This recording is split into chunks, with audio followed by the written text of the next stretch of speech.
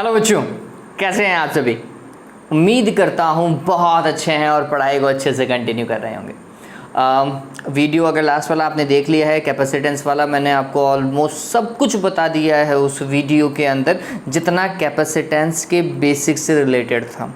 ठीक है, हाँ, कैपेसिटेंस के मतलब संधारित्रों के श्रेणी और समांतर क्रम संयोजन को छोड़ दीजिए, वो बाद का पार्ट है, वो अपन डिस्कस कर लेंगे। उसके लिए अपन को बहुत काम करना है अभी। ठीक है, चलिए तो वीडियो चालू करता हूं। मैं हूं प्रशांत माहेश्वरी और fun with physics YouTube channel पर आप सभी का बहुत बहुत स्वागत है। ओके, देखिए पहला सवाल जो आपको स्क्रीन पर दिखाई दे रहा होगा, पहला सवाल क्या है। एक समांतर प्लेट संधारित्र की धारिता 5 माइक्रोफैरड है, ये प्रारंभिक धारिता है। जब संधारित्र के बीच की एक कांच की पट्टी रखी जाती है, संधारित्र के बीच में एक कांच की पट्टी रखी जाती है, तो विभवांतर प्रारंभिक मान का 1/8 गुना हो जाता है। कांच का परावैद्युत स्थिरांक का मान लिखिए। करने के तरीके बहुत सारे हो सकते हैं, लेकिन सिंपल सा जब मैंने आपको फॉर्मूला बता ही दिया है तो समझिए। प्रारंभिक धारिता 5 माइक्रोफैरड बोल रहा है और प्लेट डालने पर विभवांतर प्रारंभ का कम हो जाता है, तो प्रारंभिक विभवांतर V0 मानो, तो इस केस में Vm is equals to V0 divided by epsilon R देखा जाएगा। आप सभी को पता है, अगर प्लेटों के बीच में माध्यम डाल दिया जाता है और ये बैटरी से कनेक्टेड नहीं है, बैटरी से कनेक्टेड नहीं है, तो विभवांतर एप्सिलॉन R गुना कम हो जाता है। लास्ट वाले वीडियो में मैंने बताया था, लास्ट के टॉपिक को ही डिस्कस किया अपन ने। ठीक है, तो यहाँ पर वो बोल रहा है कि प्रारंभिक विभवांतर का क्या बच्चों 1/8वां भाग हो जाता है। पता चल गया क्या एप्सिलॉन R कितना है? पता चला एप्सिलॉन R कितना है? 8 है, ध्यान रखिएगा। ठीक, तो इसका ऑप्शन हम कितना लगाने वाले हैं बच्चों? ये लगाने वाले हैं 8। डन हुआ। आगे देखो, एक संधारित्र को बैटरी द्वारा आवेशित करके बैटरी को विच्छेद कर देते हैं। यही वाला केस, पहले आवेशित किया और अब बैटरी को हटा दिया है, विच्छेद कर देते हैं। संधारित्रों की पट्टिकाओं के बीच डाई इलेक्ट्रिक मतलब परावैद्युत परत सरकाते हैं और उसके बीच में हमने क्या डाल दी? एक परावैद्युत परत डाल दी, जैसा इसमें किया गया है। तो फलस्वरूप क्या होगा, बताओ क्या होगा?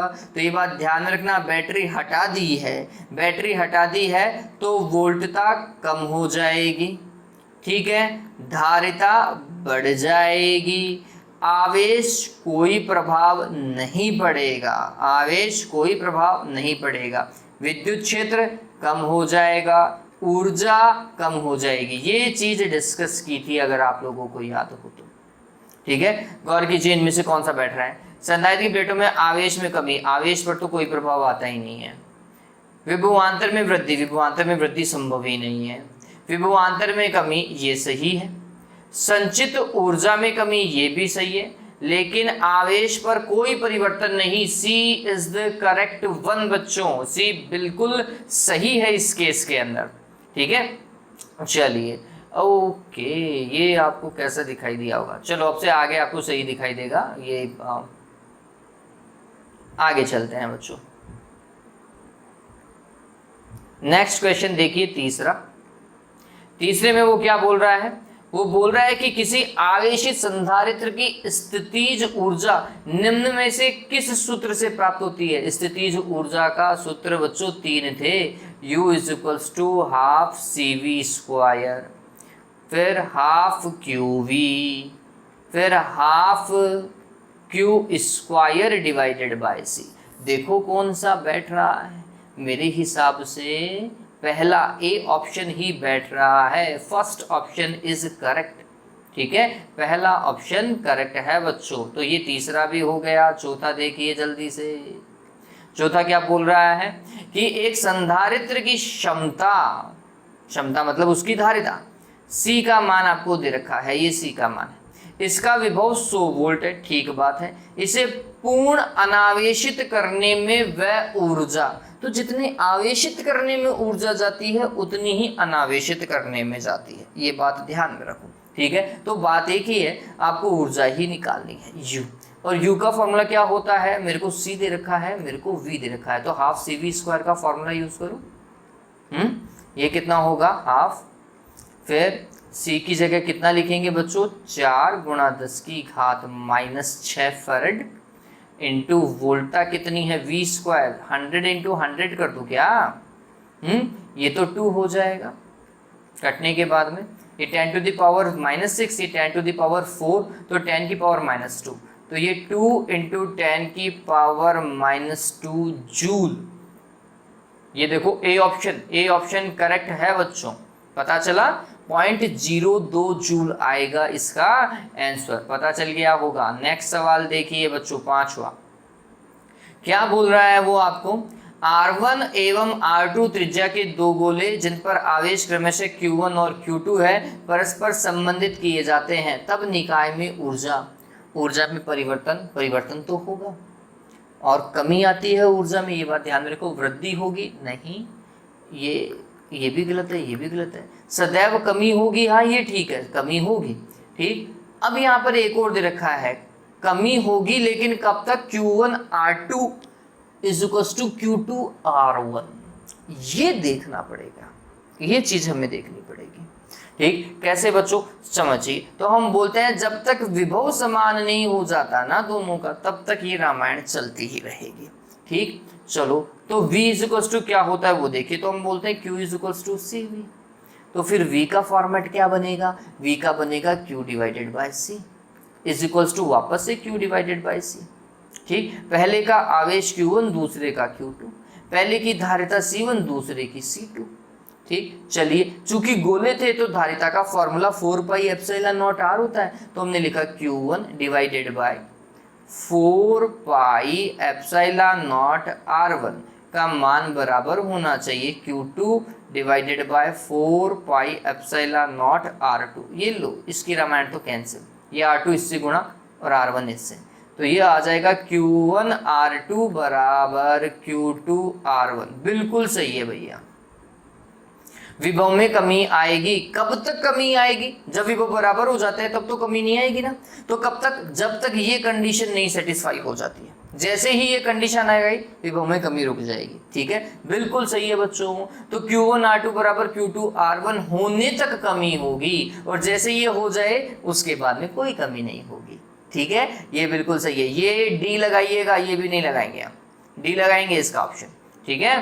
पता चला ये चीज। चलो आगे देखो, नेक्स्ट क्वेश्चन की तरफ डिस्कस करते हैं। 6वां सवाल बच्चों, 6th क्वेश्चन में वो क्या बोलना चाहता है, देखिए पढ़े, निम्न में से कौन सा विकल्प सही है, आपको ऑप्शन चूज करना है। क्या बोल रहा है भाई, ओके।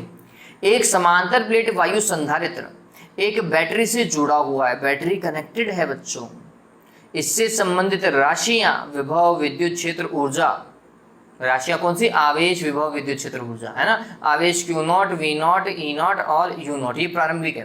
प्लेटों के बीच में पूरे स्थान को भरने के लिए एक परावैद्युत पदार्थ की पट्टी खिसकाई जाती है। बहुत बढ़िया, एक परावैद्युत पदार्थ रखा है, समझना, परावैद्युत पदार्थ रखा है, बैटरी अभी भी लगी हुई है, तो क्या होगा भाई, V का मान उतना का उतना, V माध्यम इज इक्वल्स टू V0, ये मैंने आपको बताया था। लेकिन Q जो है वो बढ़ जाता है, कितना, एप्सिलॉन R गुना, ठीक है। धारिता बढ़ जाती है, कितनी भैया, एप्सिलॉन R इंटू C0, ठीक, ये पता होना चाहिए।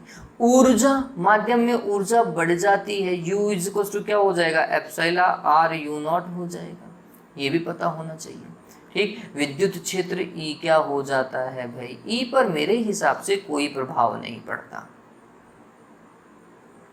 ठीक है, ये ध्यान में रखोगे आप। क्लियर हुआ। चलो अब देखो क्या हो रहा है, तो बोल रहा है Q माध्यम वाला ज्यादा है निर्वात से, बिल्कुल ठीक बात है, ये वाली कंडीशन बिल्कुल सही बात है, ये सही। V ज्यादा है V0 से, नहीं, V पर तो कोई प्रभाव ही नहीं पड़ा, ये तो गलत है। E ज्यादा है E0 से, नहीं, E पर भी कोई प्रभाव नहीं पड़ा, ये भी गलत है। U ज्यादा है U0 से, ये बिल्कुल सही है, ये बिल्कुल सही है। ठीक है, तो इसमें दो ऑप्शन बिल्कुल सही हैं। ये वो वाला क्वेश्चन है जिसमें दो ऑप्शन सही होते हैं। कौन कौन सा आएगा बच्चों? A and D. ध्यान में रखिएगा, दोनों सही हैं। पता चले तुम ए को लगा करके बस खुश हो जाओ, है ना। पढ़ लेना जब सवाल आए कि भाई दो ऑप्शन वाला सवाल है ये, तो वहां पर आपको पढ़ना पड़ेगा, है ना।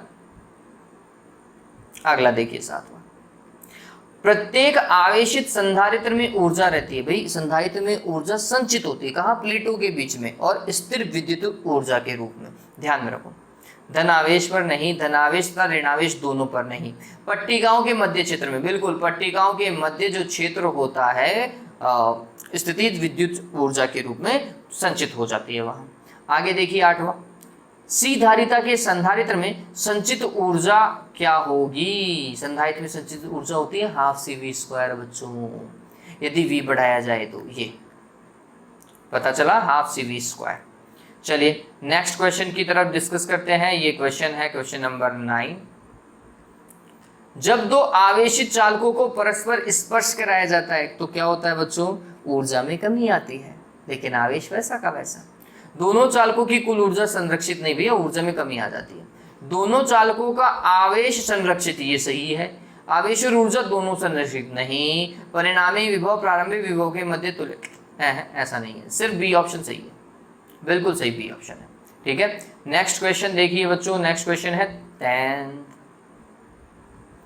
क्या बोल रहा है इस सवाल के अंदर? वो बोल रहा है कि दो आवेशित अवरोधी गोलाकार चालकों की त्रिज्या, गोलाकारों की त्रिज्या 20 सेंटीमीटर और 20 सेंटीमीटर, 20 और 25 सेंटीमीटर है ना।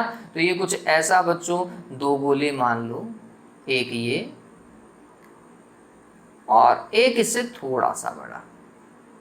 ठीक है, ये एक 20 सेंटीमीटर वाला गोला है, ये वाला 20 सेंटीमीटर वाला मान लो, और ये वाला 25 सेंटीमीटर वाला मान लो। ठीक है, इन्हें तांबे के तार से संयोजित कर दिया। ये लो तांबे के तार का कुछ प्रतिरोध होगा, संयोजित कर दिया। ये लो हर आवेशों का पुनर्वितरण वाला केस है बच्चों। एक से आवेश दूसरे में जाएंगे, इसका आवेश मैं Q1 मान लेता हूँ, इसका आवेश मैं Q2 मान लेता हूँ। तो फिर एंड में आवेश किसके पास में जाता होगा? Q2 के पास में जाता होगा भैया, दूसरे वाले गोले के पास में जाता होगा। 25 सेंटीमीटर वाले गोले पर आवेश ज्यादा आएगा, ध्यान में रखना। ठीक, विभव जब तक दोनों का बराबर ना हो जाए। दोनों गोलों पर समान आवेश होगा, नहीं भैया ये गलत है, दोनों पर विभव समान होगा, दोनों पर विभव समान होगा। 20 सेंटीमीटर त्रिज्या के गोलाकार पर 25 सेंटीमीटर त्रिज्या के गोलाकार की अपेक्षा अधिक होगा। नहीं, 20 के पास में कहां से अधिक होगा? गलत है ये भी। 25 सेंटीमीटर त्रिज्या वाले गोलाकार पर आवेश 20 सेंटीमीटर त्रिज्या वाले गोलाकार की तुलना में अधिक होगा। ये बिल्कुल सही बात है, सी बिल्कुल करेक्ट है बच्चों, ये लगा लीजिएगा, सी बिल्कुल परफेक्ट है यहाँ पर। ठीक है, नेक्स्ट देखिए, नेक्स्ट वाला क्या आएगा? 11वां सवाल। ये कुछ ऐसा बोल रहा है, समान त्रिज्या के पारे की 8, और ये सवाल का कॉन्सेप्ट समझ लो, इस तरीके के सवाल जिसके अंदर 8 गोले, 10 गोले, 20 गोले, 100 गोलियां मिलाते हैं और फिर एक नया बड़ा गोला बना देते हैं। इस तरीके के सवाल में क्या होता है समझना, सिंपल सा बताता हूं, हर जगह काम करेगा। जब आप जितनी भी गोलियां, लेट सपोज करो n गोले मिलाए, आपने कितने गोले बनाए? n गोले। तो जो बड़ी है ना, बड़ी गोले का जो आवेश है वो क्या होगा? n गुना प्रारंभ का कितना होता है? n गुना प्रारंभ का n गुना आवेश, ये बात ध्यान में रखना। ठीक है, फिर धारिता कितनी होगी? धारिता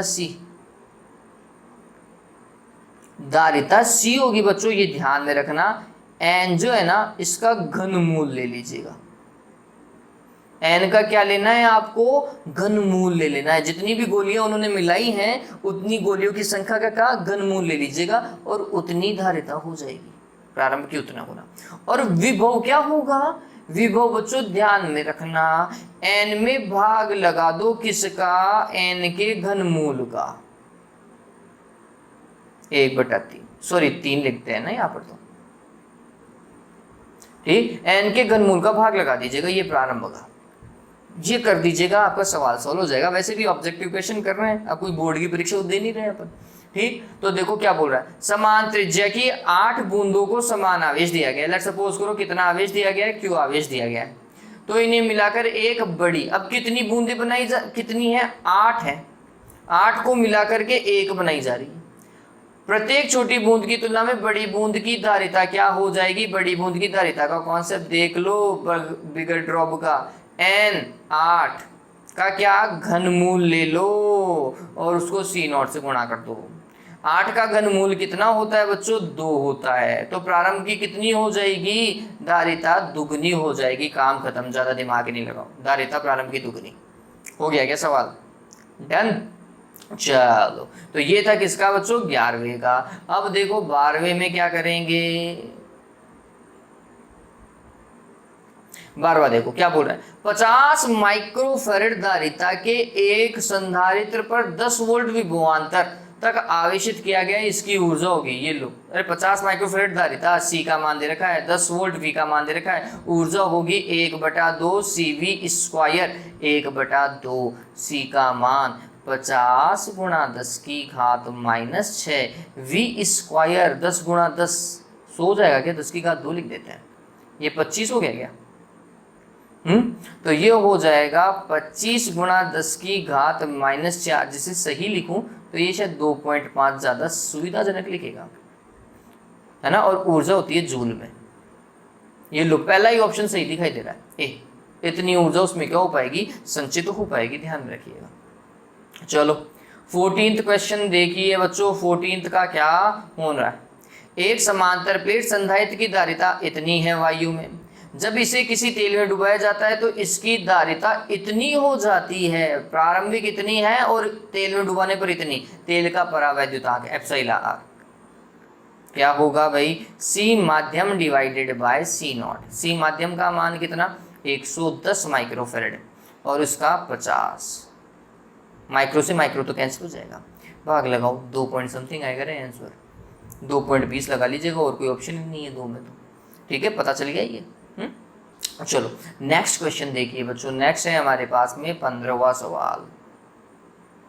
देखो क्या बोल रहा है। समांतर प्लेट संधारित्र की प्लेटों के मध्य की दूरी d है और क्षेत्रफल a है, सभी को पता है। इसकी प्लेटों के मध्य के परावैद्युतांक के पदार्थ की t मोटाई वाली, और t का मान d से कम है, एक शीट रख देते हैं, धारिता क्या हो जाएगी? अरे अंशतः भर रहा है, वो सवाल को पढ़ो। t का मान d से कम है, अंशतः भर रहा है। अगर अंशतः कोई भरेगा तो फॉर्मूला क्या बच्चों? Epsilon not a divided by d minus t plus t divided by epsilon r। बताओ यही था क्या?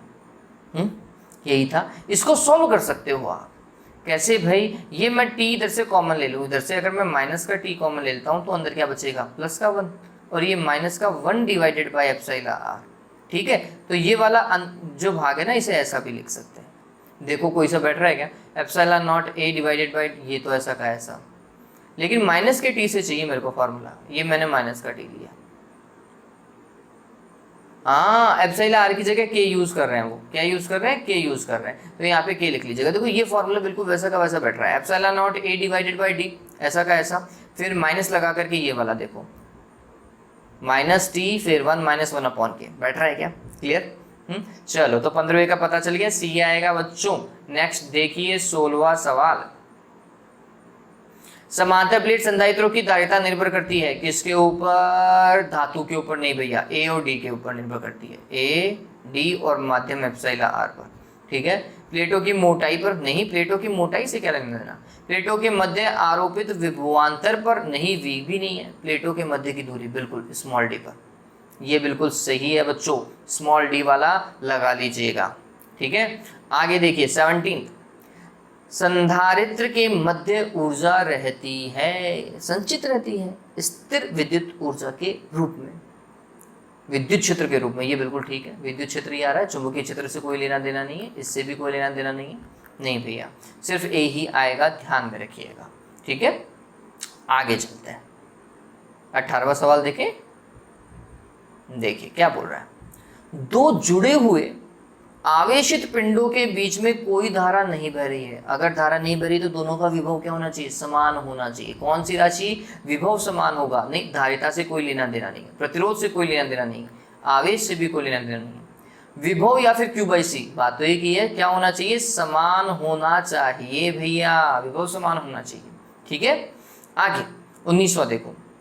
एक समांतर प्लेट संधारित्र की धारिता C है, यदि उनकी प्लेटों के मध्य की दूरी को आधी कर दें तो फिर धारिता क्या हो जाएगी रे? अरे देखो C बराबर क्या होता है, epsilon not A divided by D। अब दूरी को आधा कर दो तो ये क्या हो जाएगा, epsilon not A divided by D बटा 2। 2 कहाँ जाएगा, ऊपर। बताओ भाई इस केस में धारिता क्या हो गई, प्रारंभ की दुगनी हो गई क्या? धारिता दुगनी हो जाएगी। प्लेटों का जो मध्य की दूरी है आधी करो, धारिता दुगनी। क्षेत्रफल को आधा करोगे तो धारिता भी आधी। ठीक है, ध्यान में रखिएगा। अगला 20वां सवाल देखिए क्या बोल रहा है।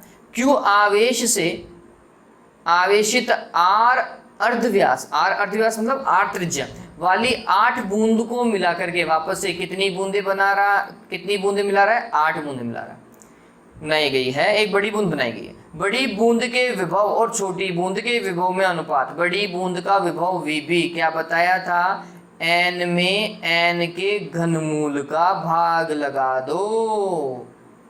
ठीक है, N का मान कितना 8 और 8 का घनमूल कितना होता है 2।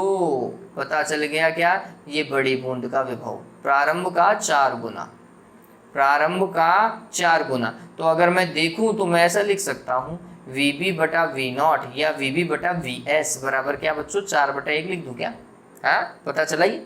तो इसका ऑप्शन डायरेक्ट देखो, पता चल गया 4:1 आ जाएगा। बहुत सिंपल सा है।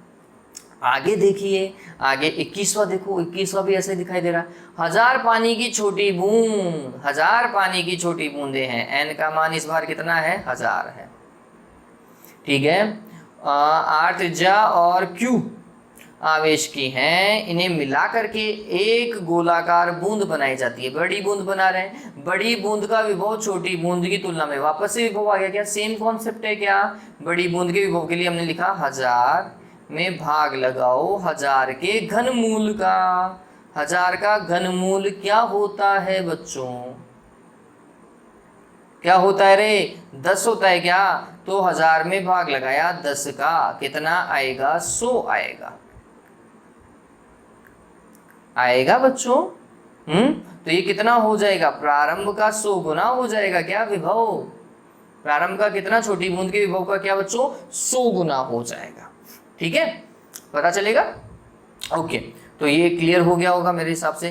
तरीका देखो, तरीका बहुत सिंपल था, है ना। आगे देखिए 22वां। एक समांतर प्लेट संधारित्र को किसी तेल में डुबाया गया, डुबा दो हमारा क्या है। इस तेल का परावैद्युतांक 2 है तो प्लेटों के मध्य का क्षेत्र का मान परिवर्तित होगा। बताओ भाई क्या होगा, क्या होगा। अगर परावैद्युतांक में डुबा दिया तो फिर एक मिनट, प्लेटों के मध्य क्षेत्र के मान में, कौन सा क्षेत्र, विद्युत क्षेत्र, यही है। ठीक है, विद्युत क्षेत्र के मान में क्या परिवर्तन आएगा, मैं विद्युत क्षेत्र की बात करता हूं। विद्युत क्षेत्र जो है वह प्रारंभ का क्या हो जाएगा बच्चों, कम हो जाएगा। ठीक है, प्रारंभ से क्या हो जाएगा, विद्युत क्षेत्र बच्चों कम हो जाएगा, ध्यान में रखिएगा। और उतना ही गुना, है ना। तो 1/2 के अनुक्रमानुपाती और घट जाएगा, सीधी सी बात है, घटेगा और 1/2 के अनुक्रमानुपाती। ठीक बात है, बिल्कुल सही है, ऐसा ही तो है ना। परावैद्युतांक रख दो, नीचे 2 आएगा, E0/2 कर दीजिएगा। आगे देखिए 23वां सवाल। 23वें सवाल में वो क्या बोल रहा है, वो बोल रहा है कि एक गोलाकार संधारित्र की धारिता 1 माइक्रोफैरड है। ठीक बात है। यदि इन गोलों के मध्य की दूरी 1 mm है तो बाह्य गोले की त्रिज्या, रे भगवान गजब। गोलाकार संधारित्र मतलब गोलीय संधारित्र, और गोलीय संधारित्र की धारिता, बहुत बढ़िया भैया, गोलीय संधारित्र की धारिता होती है बच्चों 4 pi epsilon not R1 R2 divided by क्या, R2 माइनस R1 कर देता हूँ, बड़ा गोले की त्रिज्या R2 है। ठीक है, और वो कितनी है, 1 माइक्रोफैरड है बच्चों, 1 माइक्रोफैरड। ठीक है, चलो 1 माइक्रो 10 की घात -6 लिख लेता हूं मैं डायरेक्ट, यही तो है, इसी से सवाल होगा। अब आगे देखो, दोनों गोलों के मध्य की दूरी, दोनों गोलों के मध्य की दूरी मतलब R2 माइनस R1 कितनी है, 1 mm, मतलब 10 की घात -3। मैं इसकी जगह 10 की घात -3 रख सकता हूँ और उसे यहाँ पर लेके जा सकता हूँ। तो क्या हो जाएगा, 4 pi epsilon not R1 R2 बराबर, देखो 10 की घात माइनस 6 को गुणा करेंगे 10 की घात माइनस 3 से, तो आएगा 10 की घात माइनस 9। ठीक है, ये 4 पाई एप्सिलॉन नॉट ऊपर है, तो नीचे मैं क्या कर सकता हूं, के लिख सकता हूं, R1 R2 डिवाइडेड बाय के बच्चों। डन हुआ ये। चलो के कितना होता है, 9 गुणा 10 की घात 9, और इस के को यहाँ गुणा ले जाओ, तो ये हो जाएगा 9 गुणा 10 की घात 9 और गुणा 10 की घात माइनस 9 पहले से था, बराबर क्या बच्चों, R1 R2। ठीक है, तो R1 R2 का मान मेरे हिसाब से पता चल गया होगा सभी को, कितना आएगा भाई, 9 आएगा। ठीक है, अब इससे मेरे को क्या फायदा है, मैं R2 प्लस R1 निकाल सकता हूं। ये आपने शायद किया होगा कभी, R2 प्लस R1 का स्क्वायर बराबर होता है R1 या R2 माइनस R1 का होल स्क्वायर, और उसमें क्या ऐड कर दो, 4R1 R2 ऐड कर दो। ठीक है, R2 माइनस R1 का स्क्वायर 10 की घात माइनस 3 का स्क्वायर होगा 10 की घात माइनस 6। ठीक है, और 4R1 R2 मतलब 4 इंटू 9, 9 चौक 36 होते हैं क्या, तो ये आप गौर कीजिए, R2 प्लस R1 कितना हो गया, 36 प्लस 10 की घात माइनस 6।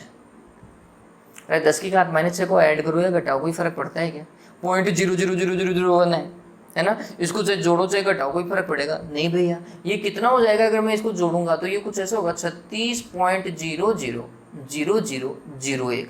बताओ भाई, इसको मैं 36 ही लिख दूँ, कोई फर्क पड़ेगा क्या, ज़्यादा फर्क नहीं पड़ेगा। ठीक है, तो मैं लिखूंगा, मैंने मेरी सिंपलिसिटी देखी भैया, मेरे को सिंपल काम करना है जिससे मेरा काम जल्दी हो जाए, तो मैंने लिखा R2 प्लस R1 का होल स्क्वायर लगभग है 36 के बराबर। ठीक है, तो R2 प्लस R1 कितना हो गया, 6 आ गया क्या, R2 माइनस R1 इतना, R2 प्लस R1 इतना, दोनों को जोड़ दो, दोनों को जोड़ो, तो इसको और इसको जोड़ा तो 2R2 हो गया क्या, और R1 ये प्लस का ये माइनस का, ये तो कट गए, और 6 में कितना जोड़ा, 10 की घात माइनस 3। 10 की घात माइनस 3 का मतलब 0.001, तो ये हो गया 6.001। ठीक है, बराबर क्या बच्चों, 2R2। तो फिर R2 बराबर कितना आ गया, रे इसमें 2 का भाग लगाओ, 3.00 और 05, ये लगभग 3 आ गया, लगभग 3 ही। ठीक, तो बड़े गोले की त्रिज्या R2 थी और वो कितनी है, 3 मीटर। लो, पता चला क्या, सवाल की कैलकुलेशन बहुत ज़्यादा है, बहुत ही ज़्यादा है सवाल की कैलकुलेशन। सही, चलो तो ये पता चला। पहले तो आपको क्या करना है, ये फॉर्मूला लगाना है गोलीय संधारित्र का, है ना, ये फॉर्मूला लगाओगे और उसके बाद में कैलकुलेशन करोगे R2 माइनस R1 की वैल्यू रख करके। R2 माइनस R1 की वैल्यू जैसे ही रखोगे तो ये मान कुछ ऐसा आएगा। ठीक है, फिर इसको सॉल्व करो, R1 R2 निकालो और फिर R1 प्लस R2 का होल स्क्वायर से काम करो, इस तरीके से काम होगा। ठीक, सवाल बहुत बढ़िया है। चलो आगे करें। पच्चीसवां देखिए, एक संधारित्र में परावैद्युत पदार्थ वायु के स्थान पर के परावैद्युतांक के पदार्थ को रख दिया जाता है ना। क्या कर रहे हो, एक संधारित्र में आप वायु के स्थान पर एक परावैद्युत पदार्थ रख रहे हो और उसका कितना परावैद्युतांक है, के, तो धारिता क्या होगी, बढ़ जाएगी, कितना, परावैद्युतांक के तुल्य में। तो के गुना कम हो जाती है, गलत है भैया, बढ़ेगी, के गुना बढ़ती है। ये सबसे सिंपल सवाल था भैया। ठीक है, आगे देखो 26वां, सी धारिता व वी विभव की 64 बूंदे, एन का मान कितना है, 64 है बच्चों। से एक बड़ी बूंद बनाई गई है, प्रत्येक छोटी बूंद का आवेश Q है, तो बड़ी बूंद पर आवेश, बड़ी बूंद पर आवेश कितना होता है, NQ हो जाता है क्या, NQ बताया था, तो 64Q हो जाएगा बच्चों, प्रारंभ का 64 गुना आवेश ऐसा ही होता है। चलो फिर आगे देखते हैं, नेक्स्ट क्वेश्चन देखिए इसका 27वां, समांतर प्लेट संधारित्र की धारिता बढ़ती है कब, जब क्षेत्रफल को बढ़ाओगे या दूरी को कम करोगे, दूरी को बढ़ाने पर नहीं। ये मच्छर भी, तो ये भी गलत है, ये भी गलत है। ठीक है, सी सही है इसका। आगे देखो 49, क्वेश्चन नंबर 49। देखो, संलग्न चित्र में एक समांतर प्लेट संधारित्र की प्लेटों के बीच में पृथकृत नगण्य मोटाई की, मतलब टी को आप क्या मान सकते हो, नगण्य मान सकते हो। एल्यूमिनियम की परत भरी है भाई, एल्यूमिनियम क्या है, धातु है क्या? चलो, तो संधारित्र की धारिता, पहले तो आप कोई भी परत डालोगे तो धारिता बढ़ती है, ये बात ध्यान में रखो, धारिता तो बढ़ेगी, लेकिन वो बोल रहा है कि मोटाई ही नगण्य है, टी ही बहुत कम है। तो चलो पहले देखते हैं, अगर मोटाई नहीं थी, मतलब वो एल्यूमिनियम की प्लेट नहीं थी, तो फिर हमने बोला C नॉट कितना, epsilon not A divided by T, ठीक है, माध्यम में, और वो भी अंशतः माध्यम में, कितना बताए थे धातुओं के लिए, epsilon not A D minus T बताया था क्या आपको, धातुओं के लिए, है ना। और टी बोल रहा है नगण्य है, बहुत कम है, ये लो टी को भी हटा दो, नगण्य है, तो epsilon not A divided by T बोल रहा है क्या, डी बोल रहा है क्या, वापस से उतना ही आ रहा है जितना पहले था। धारिता पर कोई प्रभाव नहीं पड़ेगा, कोई प्रभाव नहीं पड़ेगा, वही रहेगी। नगण्य नहीं बोलता ना तो मैं बोलता बढ़ती, अगर ये नगण्य नहीं बोलता तो मैं बोलता 110% बढ़ती, कोई रोक ही नहीं सकता, लेकिन भैया उसने मोटाई को ही हटा दिया है, बहुत कम है। चलो आगे देखो, पानी की एक आकार की 27 बूंदे, एक समान कितनी, 27 बूंद, जिन पर आवेश समान है, n का मान कितना है भाई, 27 है, को मिलाकर के एक बड़ी बूंद बना दी जाए तो नया विभव क्या होगा, नया विभव बताओ भाई, क्या बताया था, n में किसका, n के घनमूल का भाग लगाओ, तो 27, और 27 का घनमूल कितना होता है, 3 होता है क्या बच्चों, कितना आया रे, 9 आया क्या, तो प्रारंभ का कितना, 9 गुना हो जाएगा विभव, ध्यान में रखिएगा, ए आएगा इसका आंसर। बताओ बहुत सिंपल है, नहीं है? चलो इस तरीके से काम करेंगे, आगे देखो,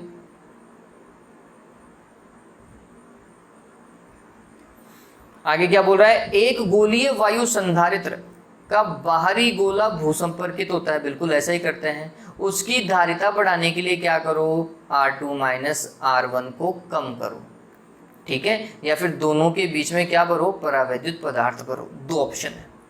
दोनों गोलों के मध्य निर्वात उत्पन्न कर देंगे, नहीं भाई वो तो पहले से भी मान लो, कहाँ दिक्कत आ रही है, दोनों गोलों के बीच परावैद्युत पदार्थ भर देंगे, ये सही है, दोनों गोलों के बीच की दूरी बढ़ा देंगे, हट रहे, बाहरी गोला भूसंपर्कित नहीं, फिर से गोलीय संधारित्र कहाँ रहेगा, बी ऑप्शन बिल्कुल सही है इसका, ठीक है, बी ऑप्शन करेक्ट है इसका।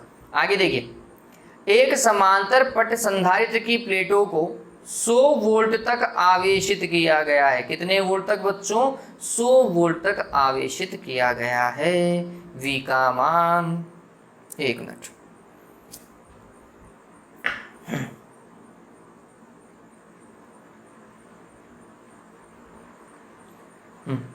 एक 2 mm मोटाई की पट्टी प्लेटों के बीच में खिसकाई गई है, तो प्लेटों के बीच वही विभवांतर बनाए रखने के लिए दूरी को इतना बढ़ाना पड़ता है। लो भाई एक मिनट रुको, ये सवाल है ना बच्चों, आपने कर रखा है, अगर RBSC बोर्ड से हैं तो RBSC बोर्ड का सवाल है ये। देखो बताता हूँ मैं क्या बोल रहा है वो, यहाँ पर समझिए, वोल्टेज वही है ना, वोल्टता में कोई परिवर्तन नहीं है, मतलब आवेश भी वही है, तो मतलब धारिता भी अभी भी वो वही चाहता है, ये बात और ध्यान रखना, सवाल में वही बोल रहा है। देखो प्लेटों के बीच वही विभवांतर बनाए रखने के लिए, विभवांतर में वो चेंज करना चाहता नहीं है, आवेश में चेंज होएगा नहीं, क्योंकि विभवांतर चेंज नहीं तो फिर आवेश को भी छोड़ दो भैया, तुम काहे को इतनी रामायण पाल रहे हो, ठीक, तो फिर क्या होगा, धारिता वही चाहता है, वो धारिता वही चाहता है। पहला केस, प्लेट बीच की दूरी T, क्षेत्रफल A, धारिता कितनी,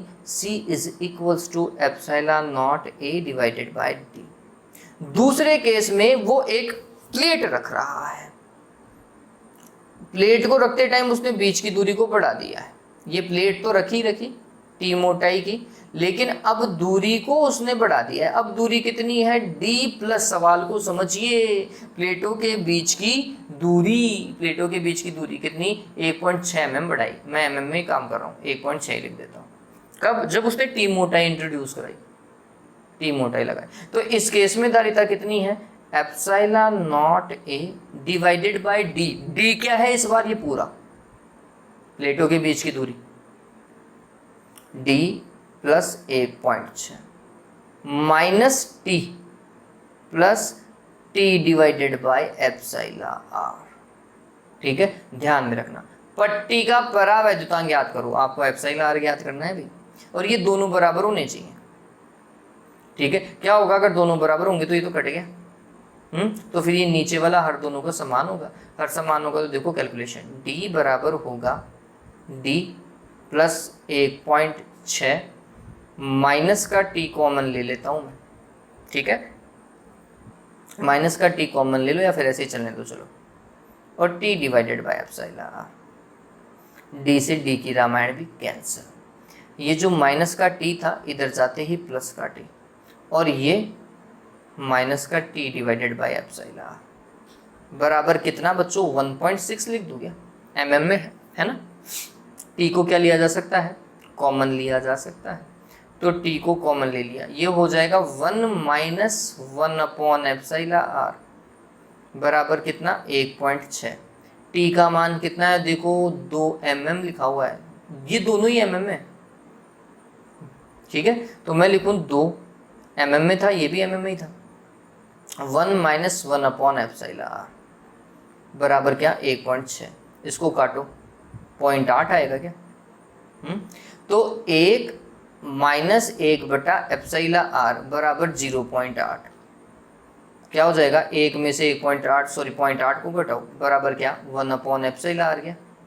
ये 0.2 हुआ क्या, तो अपन ने लिखा 0.2 बराबर क्या 1 बटा एप्सिलॉन आर, तो एप्सिलॉन आर बराबर क्या हो जाएगा रे देवताओं 1 बटा 0.2 हो जाएगा, क्या मतलब 5 आएगा। क्या मैथमेटिक्स आती है नहीं आती है, आती है ना, 5 आएगा बच्चों परावैद्युतांक। सवाल आपकी बुक का है, डेटा चेंज हो सकता है, सवाल बुक का है।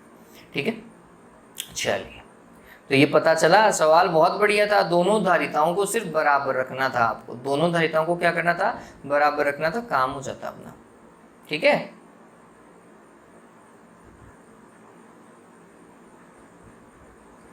देखिए आगे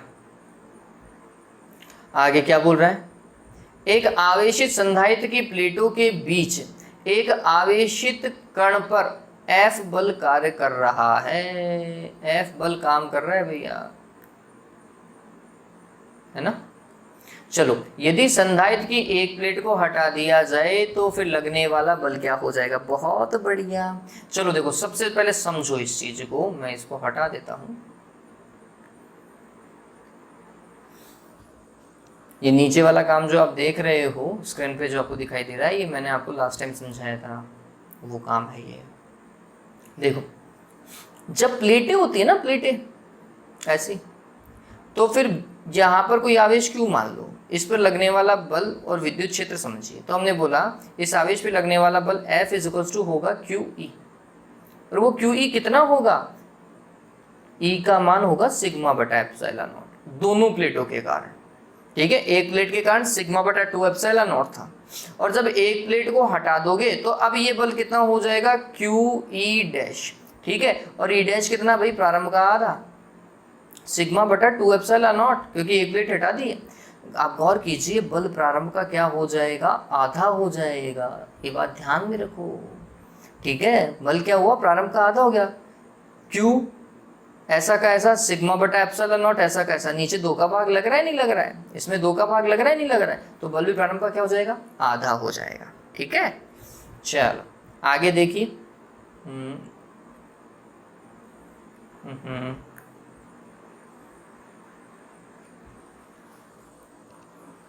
देखो नेक्स्ट क्वेश्चन, और अब ये 2 ही सवाल बचे हैं हमारे पास में, और तो काम हो गया।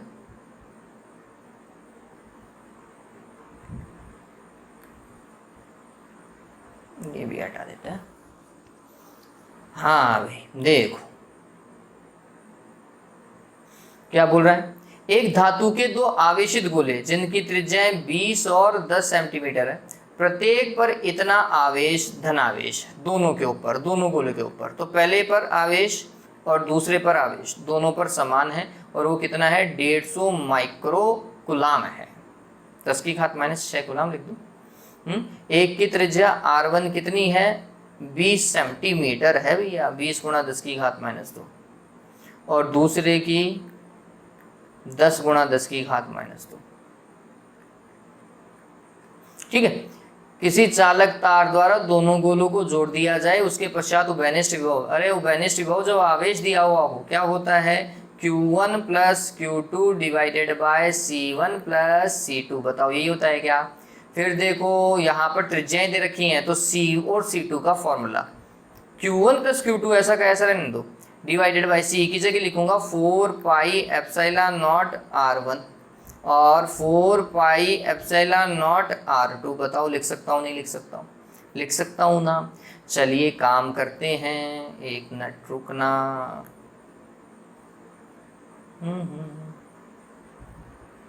ओके, सवाल ही गायब हो गया। देखो अब देखो मैं क्या करूंगा, 4 पाई एप्सिलॉन नॉट को कॉमन ले लूंगा, तो ये कुछ ऐसा हो जाएगा, इसको हटाते हैं अपन।